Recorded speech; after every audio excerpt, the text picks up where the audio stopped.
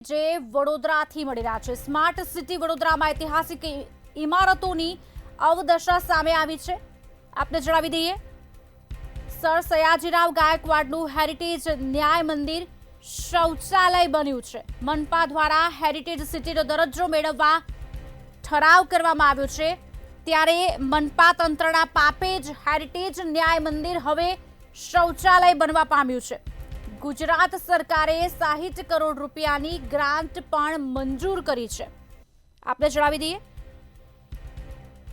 છતાંય ઐતિહાસિક ઇમારતોની જાળવણીમાં મનપા તંત્ર ક્યાંક ઉદાસીનતા દાખવી રહ્યું હોય તેવું દેખાઈ રહ્યું છે।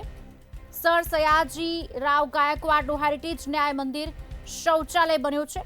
મનપા દ્વારા હેરિટેજ સિટીનો દરજ્જો મેળવવા માટે ઠરાવ કરાયો છે, ગ્રાન્ટ પણ મંજૂર કરાઈ છે અને મનપા તંત્રના પાપે જ હેરિટેજ ન્યાય મંદિર હવે શૌચાલય બનવા પામ્યું છે। 60 કરોડ રૂપિયાની ગ્રાન્ટ મંજૂર કરવામાં આવી છે, ત્યારે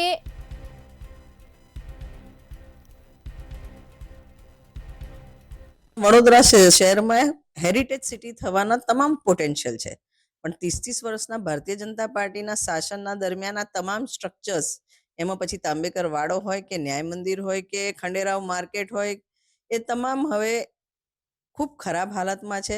4 દરવાજાની વાત કરીએ તો એ બી ખૂબ ખરાબ હાલતમાં છે। ન્યાય મંદિરની પર્ટિક્યુલર વાત કરીએ તો જ્યારથી કોર્ટ બંધ થઈ છે એની દુર્દશા એટલી ખરાબ થઈ છે કે ત્યાં આજુબાજુ લોકો એને જાહેર શૌચાલય હોય એ રીતના ઉપયોગ કરે છે। શહેરના મધ્યમાં આવેલું આટલી સુંદર ઇમારત જો આપણે એની જાળવણી ને નિભાવણી ના કરી શકતા હોય તો આ ખૂબ શરમની વાત છે। ટીવી મીડિયા, છાપાઓ તમામ અને સોશિયલ મીડિયા તમામ જગ્યાએ લોકો પોતાનો આક્રોશ ઠાલવી રહ્યા છે।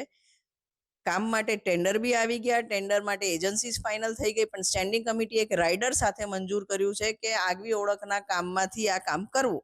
તો ઇન ધેટ કેસ હું પ્રશ્ન પૂછવા માંગીશ કે અટલ બ્રિજનું કામ જે સરકારે ગ્રાન્ટ એનાઉન્સ કર્યા પછી હજી સુધી આપી નથી, ઇનફેક્ટ લેટર આપેલો કે અમે એમાં ખાલી ફક્ત 73 કરોડ આપવાના, પણ સરકાર આપશે એ અપેક્ષાએ એમાં 156 કરોડ વધારાના વાપરી દીધે ને આજ દિવસ સુધી એ પૈસા કોર્પોરેશનમાં આવ્યા નથી એ રૂપિયા। તો આટલું ઇમ્પોર્ટન્ટ કામ જેનું એશ્યોરન્સ બી ગવર્મેન્ટે આપી દીધું છે કે એ લોકો આના પૈસા સરકારમાંથી આવવાના છે, તો પછી એનો વર્ક ઓર્ડર કેમ ડિલે કરવામાં આવે છે? ને સરકારે આગવી ઓળખ હેઠળ સ્માર્ટ સિટીનો અંધેર વહીવટ, પ્રધાનમંત્રી નરેન્દ્ર મોદીએ લાલ કિલ્લા પરથી ઘરે ઘરે શૌચાલય વ્યવસ્થા હોવી જોઈએ એટલે શૌચાલય ઊભા કરવાની વાત કરી અને વડોદરા મહાનગરપાલિકાના તંત્રે હેરિટેજ ન્યાય મંદિર બિલ્ડિંગને જાહેર શૌચાલય બનાવી દીધું। એક બાજુ ગુજરાત વિધાનસભાના દંડક રાવપુરાના ધારાસભ્ય બાલકૃષ્ણ શુક્લ હેરિટેજ બિલ્ડિંગની જાળવણી માટે ગુજરાત સરકારમાં રજૂઆત કરતા હોય અને ગુજરાત સરકારે આગવી ઓળખ પેટે મહાનગરપાલિકાને 60 કરોડ રૂપિયા આપવાની વાત કરી હોય, ટેન્ડર પ્રક્રિયા પૂરી થઈ ગઈ હોય, પરંતુ મારે શું નહીં તો મારે શું ના થીમ પર કામ કરતી સ્થાયી સમિતિ હજુ પણ ન્યાય મંદિર પર કોઈ સખ્ત કાર્યવાહી નથી કરી રહી। ખૂબ દુઃખદ બાબત છે કે એક બાજુ વડોદરા શહેરને હેરિટેજનો દરજ્જો મેળવવાની વાત કરવામાં આવે છે, પરંતુ ટેન્ડર પ્રક્રિયા પૂર્ણ થઈ ગઈ, સ્થાયી સમિતિએ મંજૂરી આપી દીધી, છતાં પણ હજુ પણ ન્યાય મંદિરની કામગીરી શરૂ નથી થઈ, એટલે ક્યાંક ને ક્યાંક ભ્રષ્ટાચારના આક્ષેપ ઉઠી રહ્યા છે।